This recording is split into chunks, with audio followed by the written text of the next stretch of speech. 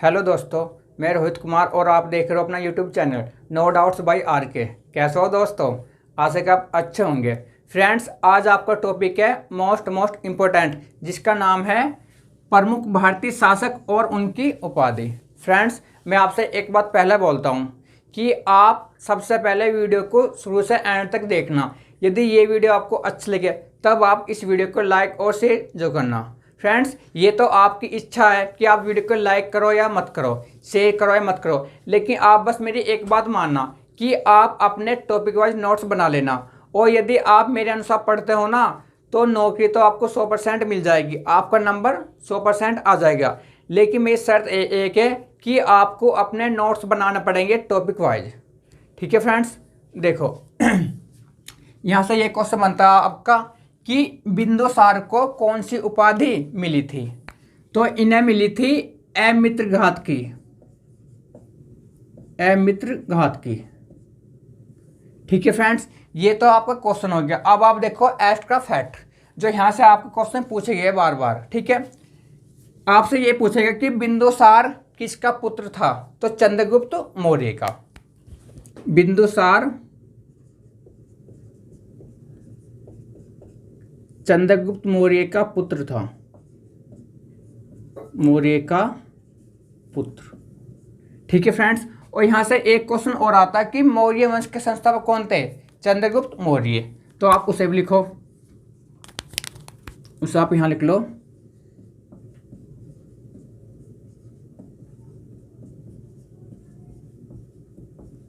मौर्य वंश के संस्थापक थे आपके चंद्रगुप्त मौर्य। ठीक है फ्रेंड्स, आप इसे एक बार और देखो। बिंदुसार को अमित्रघात की उपाधि मिली थी। बिंदुसार चंद्रगुप्त मौर्य के पुत्र थे। ठीक है, और चंद्रगुप्त मौर्य मौर्य वंश के संस्थापक थे। ठीक है, मौर्य वंश के संस्थापक। अब देखो, बिंदुसार का बेटा कौन था आपका? बिंदुसार का पुत्र अशोक। कौन था? अशोक। और अशोक को देवनाम प्रिय और प्रियदर्शी की उपाधि मिली थी। प्रियदर्शी की उपाधि मिली थी। अब यहां से आपके 2-3 क्वेश्चन और बनते हैं। आपसे ये भी पूछता है कि अशोक किस वंश से संबंधित था। तो अशोक था आपका मौर्य वंश से, क्योंकि देखो मौर्य वंश के संस्थापक चंद्रगुप्त मौर्य। ठीक है, और चंद्रगुप्त मौर्य के बेटे बिंदुसार और बिंदुसार का बेटा अशोक, तो इसलिए अशोक भी मौर्य वंश से संबंधित थे। ठीक है, और यहां से एक क्वेश्चन ये बनता है कि अशोक किस धर्म का अनुयायी था। तो बौद्ध धर्म का। और एक क्वेश्चन आपको ये बनता है कि अशोक ने बौद्ध धर्म को या बौद्ध धर्म की शिक्षा किस से प्राप्त की थी। उपगुप्त से, उपगुप्त से। ठीक है, और यहां से एक क्वेश्चन ये बनता है कि अशोक ने कलिंग का युद्ध कब लड़ा था। तो 261 BC में। तो आप इन्हें लिखो कि जो अशोक ने कलिंग का युद्ध, अशोक ने कलिंग का युद्ध 261 BC में लड़ा था। BC आप इसे बोलते हो ईसा पूर्व, BC को। ठीक है, और अशोक बौद्ध धर्म का अनुयायी था और बौद्ध धर्म की शिक्षा, बौद्ध धर्म की शिक्षा अशोक ने ग्रहण की थी उपगुप्त से, उपगुप्त। ठीक है, ये थे आपके बौद्ध भिक्षु। ठीक है फ्रेंड्स, एक बार और समझो। अशोक को देवनाम प्रिय और प्रियदर्शी की उपाधि मिली थी। अशोक ने कलिंग का युद्ध 261 BC में लड़ा था। ठीक है, और अशोक बौद्ध धर्म का अनुयायी था। अशोक ने बौद्ध धर्म की शिक्षा बौद्ध भिक्षु उपगुप्त से प्राप्त की थी। ठीक है फ्रेंड्स, नेक्स्ट, समुद्रगुप्त को भारत का नेपोलियन कहा जाता था। भारत का नेपोलियन। ठीक है फ्रेंड्स, यहां से एक क्वेश्चन ये भी बनता है कि सिक्कों पर वीणा बजाते हुए किसे दिखाया गया है। तो समुद्रगुप्त को। तो आप इसे लिखो, समुद्रगुप्त को सिक्कों पर वीणा बजाते हुए दिखाया गया है, बजाते हुए दिखाया गया है। ठीक है फ्रेंड्स, ये तो था आपका भारत का नेपोलियन। आपसे ये भी पूछता है कि ईरान का नेपोलियन किसे कहा जाता है, तो नादिर शाह को। तो आप इसे भी लिख लो, नोट डाल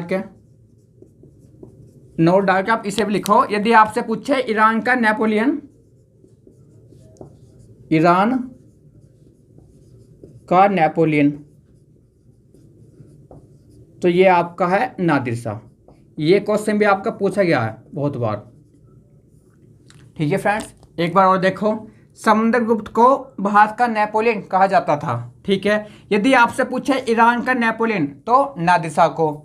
क्वेश्चन ये भी आता है कि सिक्कों पर वीणा बजाते हुए किसे दिखाया गया है, तो समुद्रगुप्त को। ठीक है फ्रेंड्स, नेक्स्ट आपका कनिष्क। कनिष्क को देवपुत्र की उपाधि मिली थी। अब यहाँ से भी आपके 2-3 क्वेश्चन बनते हैं। आपसे ये पूछता है कि कुषाण वंश का प्रसिद्ध राजा कौन था आपका, कनिष्क। तो इसका मतलब है इनका संबंध था कुषाण वंश से, ठीक है। और यहाँ से एक क्वेश्चन ये भी बनता है कि कनिष्क किस धर्म का अनुयायी था, तो बौद्ध धर्म का। कनिष्क बौद्ध धर्म का अनुयायी था। फ्रेंड्स, यहाँ से एक क्वेश्चन और बनता है आपका।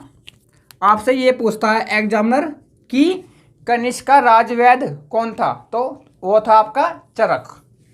कनिष्क का राजवैद, तो वो था आपका चरक। ठीक है फ्रेंड्स, एक बार और देखो, कनिष्क को देवपुत्र की उपाधि मिली थी। कनिष्क बौद्ध धर्म का अनुयायी था और कनिष्क कुषाण वंश से संबंधित था। ठीक है, कुषाण वंश का प्रसिद्ध राजा था। और कनिष्क के जो ये थे राजवैद, उनका नाम था चरक। ये क्वेश्चन आपका बार बार रिपीट हो रहे हैं। कुतुबुद्दीन ऐबक को लाख बख्श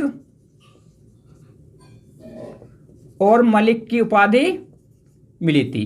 ठीक है फ्रेंड्स, अब आप यहाँ देखो, यहाँ से आपके 2-3 क्वेश्चन आ रहे हैं। ठीक है, जो बनते हैं बहुत ज़्यादा, जो पूछता है एग्जामिनर।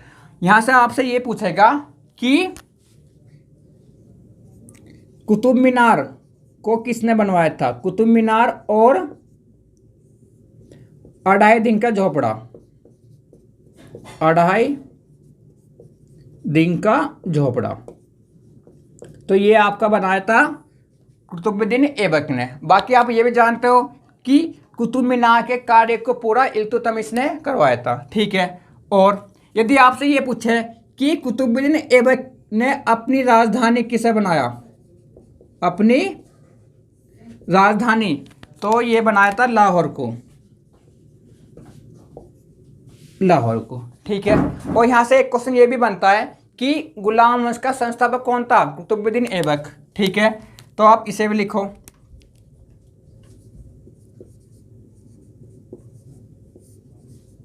गुलाम वंश का संस्थापक।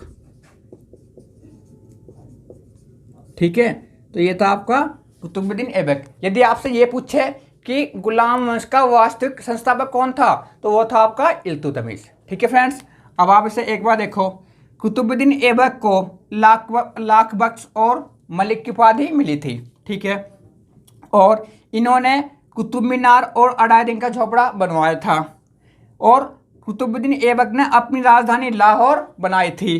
ठीक है, और गुलाम वंश का संस्थापक कौन था आपका, कुतुबुद्दीन ऐबक। ठीक है फ्रेंड्स, नेक्स्ट आपका पुलकेशिन द्वितीय।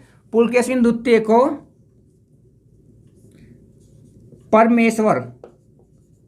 परमेश्वर की उपाधि मिली थी। नेक्स्ट आपका नरसिंहवर्मन प्रथम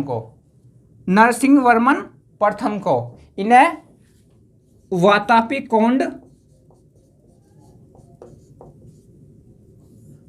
कोंड और महामल की उपाधि मिली थी। लेकिन ये तो आपसे कम पूछता है महामल, लेकिन आपसे ये बहुत ज़्यादा पूछता है कि वातापी कोंड की उपाधि किन्हें मिली थी, तो नरसिंहवर्मन प्रथम को। ठीक है, नेक्स्ट है आपके चंद्रगुप्त प्रथम, इन्हें महाराज अधिराज की उपाधि मिली थी, महाराज धीराज की। नेक्स्ट है आपके चंद्रगुप्त द्वितीय को विक्रमादित्य की उपाधि मिली थी, विक्रमादित्य की। ठीक है, नेक्स्ट है आपके हर्षवर्धन को शिलादित्य की उपाधि मिली थी, शिलादित्य। नेक्स्ट आपके शिवाजी को छत्रपति की उपाधि मिली थी। आप सभी जानते हो इन्हें आप बोलते हो छत्रपति शिवाजी, तो इसलिए इन्हें उपाधि मिली थी छत्रपति की। ठीक है, नेक्स्ट है बालाजी बाजीराव को नाना साहब की उपाधि मिली थी। नेक्स्ट आपके जहांगीर को शेख सलीम की उपाधि मिली थी।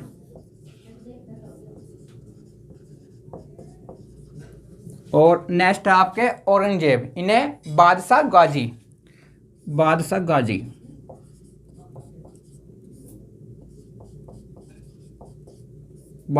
की उपाधि मिली थी।